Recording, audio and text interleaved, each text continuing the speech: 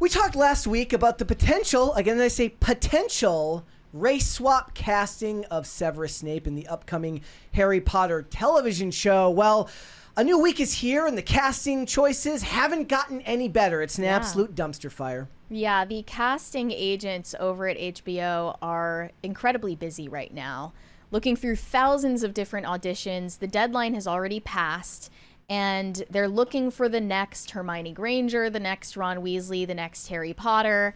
It's getting complicated because obviously if you can race swap a character, you sure can age swap and gender swap a character too, right? Well, yes. Yeah, a 42-year-old man auditioned to play Hermione in the new Harry Potter series. It was me. I'm not 42, but it was me. you. It was me. It was the 38-year-old man who tried to play. You could do it. I could pull it off. Yeah, you could pull it off. Why not? At this point, all bets are off. Why not? Given the sheer volume of applications, there have been some interesting expressions of interest in the roles, particularly that of Hermione, with a 42-year-old man falling at the first hurdle. Had he been successful with his application, he could have been appearing on screen next to the likes of Sir Mark Rylance, Papa Essiedu, and Cillian Murphy, who are all rumored to be part of the star-studded cast, but he didn't get a call back, Cillian unfortunately. Murphy could definitely play Voldemort. Okay. Oh, yeah. Here's the thing. All of these actors are too damn young. I don't care what any of you say. They should look elderly. Yeah. Like, I tweeted about it as well. I said, look, the realization I came to was that the easiest people to recast will oddly enough be Harry, Ron, and Hermione. Really? Yes. Oh, yeah. I think that the easiest people to replace. Because they're unknown? Because, yes. So it's replacing the likes of Alan Rickman, replacing the likes of all of these, of Maggie Smith, of Helena Bonham Carter, of all of these actors who were just big names and Robbie Coltrane as Hagrid. Look, you had legendary British actors in. It was like perfect casting, perfect timing for all of this stuff, meaning that it was a perfect storm where all of these actors were extremely good at their job and they're hired for this franchise that is extremely well known. How do you do that now? Well, apparently their choice to do this is to just cast younger. Like, I love Mark Strong. I'm actually in the camp that casting Mark Strong is never a bad idea. I think he's a fantastic actor. I think he's too young to play Dumbledore, who's always described as basically being ancient, but with youthful movements. Like, he's got the movement of a very young person, but the body of a very old person. And the hardest part to do that would be like what? Prosthetics? Are you going to age him up? They tried to equivocate by saying the actors who played Harry Potter's parents in the original movies were not the same age as the books.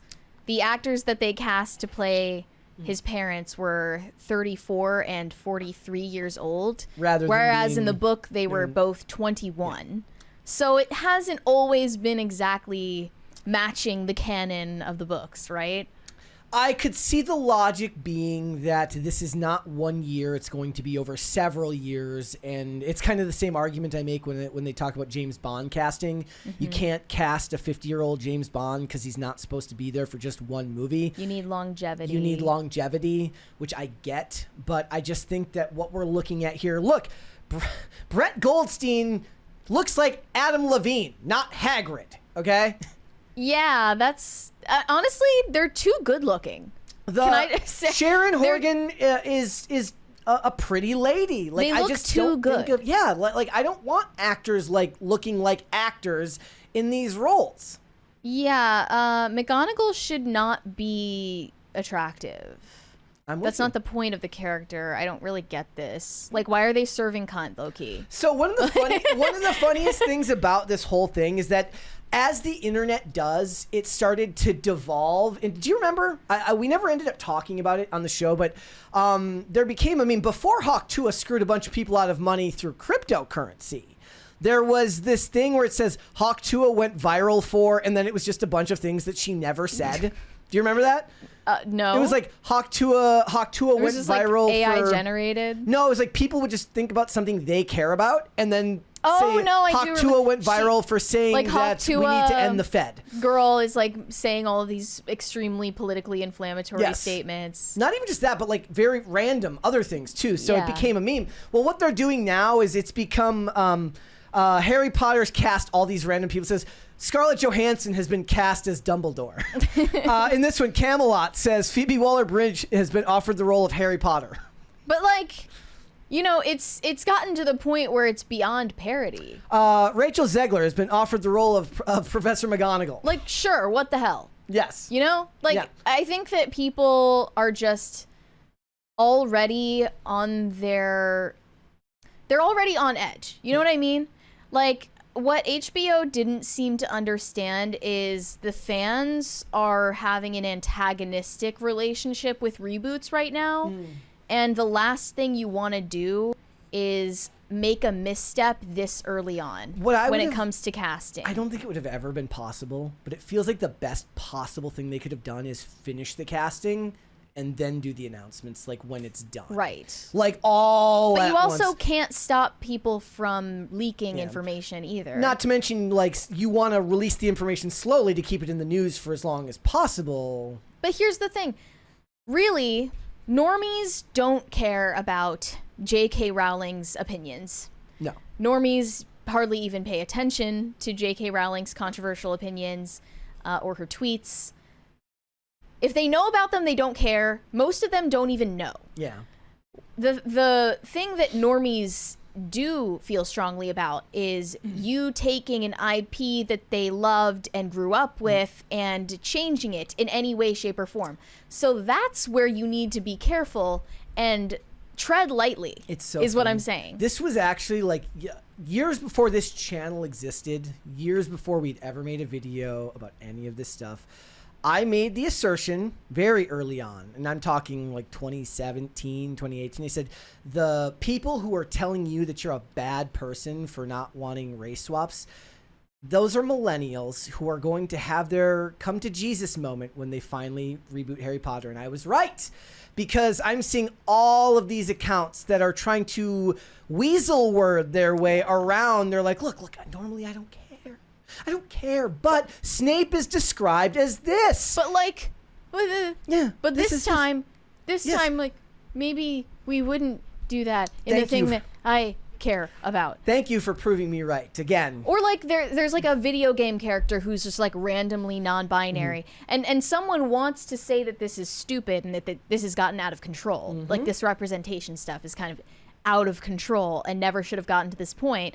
But what they say instead is they hedge their statement. They're like, oh, well, like, you know, I get that like non-binary people like exist, but you know, it doesn't need to be like the focus, you know, like it doesn't need, we don't need to like draw focus for that. We don't need a whole space for that. We don't need to hold space for that.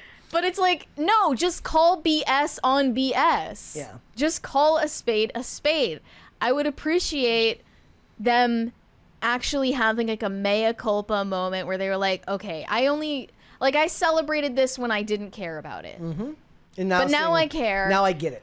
And they made this statement, the director made a statement at the Max showcase saying, we're going to follow the ethos of the films to source some of the finest British talent and brilliant theater actors that we are lucky to have over generations.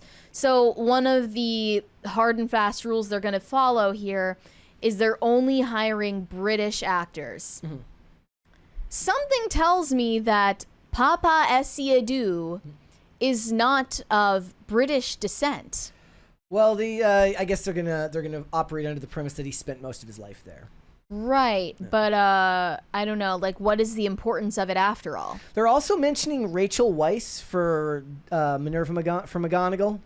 Yeah, they had a bunch of Again, too young. prospective roles. So Sir Mark Rylance for Dumbledore, but also Mark Strong for okay. Dumbledore. I'm okay with Mark Rylance. I think he could probably work in that role. Look, if the idea here is that they're going to put him in prosthetics for somebody like Dumbledore, they can't get it any worse than the point in the inside joke for anybody that actually loved Harry Potter is in the books when Harry's name gets thrown into the Goblet of Fire and his name comes out.